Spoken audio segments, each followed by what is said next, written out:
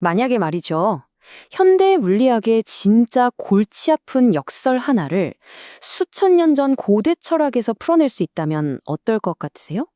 오늘 바로 그 엄청난 가능성에 대해 한번 파헤쳐 보겠습니다. 네, 맞아요. 잘못 보신 거 아닙니다. 무려 2500년 전이라고요. 이게 그냥 이러면 어떨까 하는 상상이 아니에요. 물리학의 기본 규칙을 완전히 뒤흔드는 빛보다 빠른 입자라는 개념이 불교 철학의 그 깊은 지혜와 딱 만나는 지점이거든요.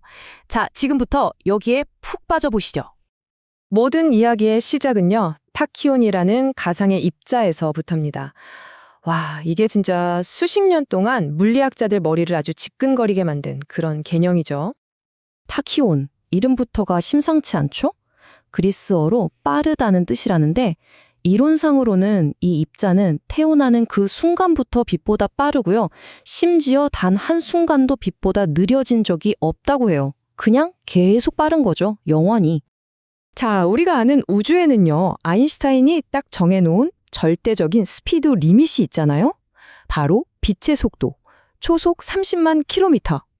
질량이 조금이라도 있는 거라면 그 무엇도 이 속도에 도달하는 것조차 불가능하다. 이게 바로 우리가 배운 물리학의 대원칙이잖아요. 근데 과학자들이 뭐 하는 사람들입니까? 늘 만약에? 하고 묻는 사람들이죠. 만약에 이 우주적인 과속딱지를 그냥 무시하고 쌩쌩 달리는 녀석이 있다면? 바로 이 질문에서부터 이제 모든 게 복잡해지기 시작하는 겁니다. 자, 이 그림을 한번 보세요. 이게 바로 문제의 핵심을 딱 보여주는 민코프스키 다이어그램이라는 건데요. 저기 저 OA라고 표시된 선, 저게 바로 타키온이 움직이는 경로라고 생각하시면 돼요. 근데 진짜 중요한 건 뭐냐면요.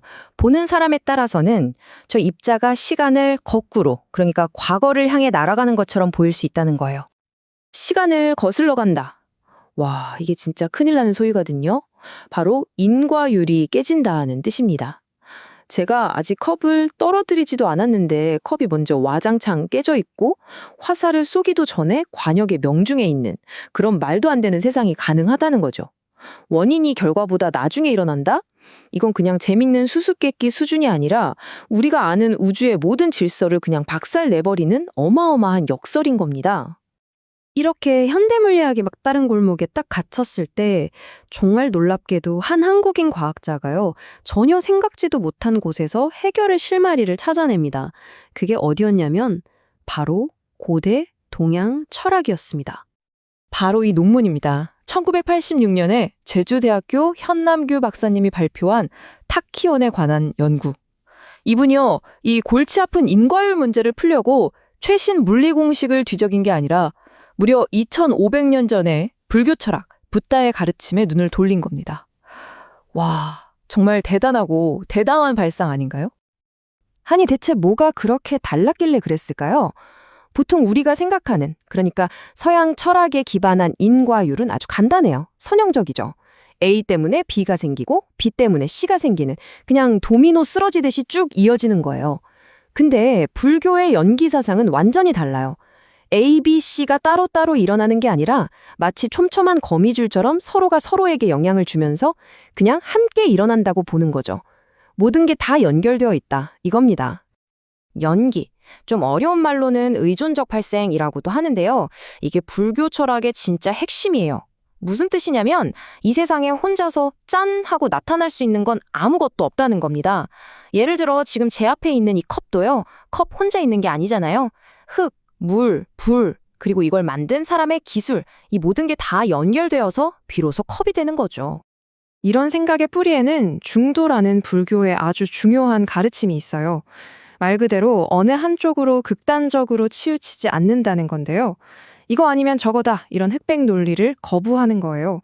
존재한다, 안 한다, 원인이다, 결과다처럼 세상을 딱 두 개로 나누는 생각, 어쩌면 그 생각 자체가 문제일 수 있다고 보는 거죠. 자, 그럼 이제부터가 진짜 하이라이트입니다. 이 전혀 달라 보이는 두 세계, 물리학과 철학이 어떻게 만나는지 그 기가 막힌 접점을 한번 들여다보겠습니다. 물리학 그리고 철학. 보통은 완전 다른 길을 가는 학문이라고 생각하잖아요. 한쪽은 복잡한 수식으로 우주를 설명하고 다른 한쪽은 깊은 사색으로 존재의 의미를 탐구하니까요. 그런데 바로 이 논문이 그 둘을 하나로 엮으려는 정말 대담한 시도였던 겁니다. 이 둘이 만나면 과연 어떤 일이 벌어질까요?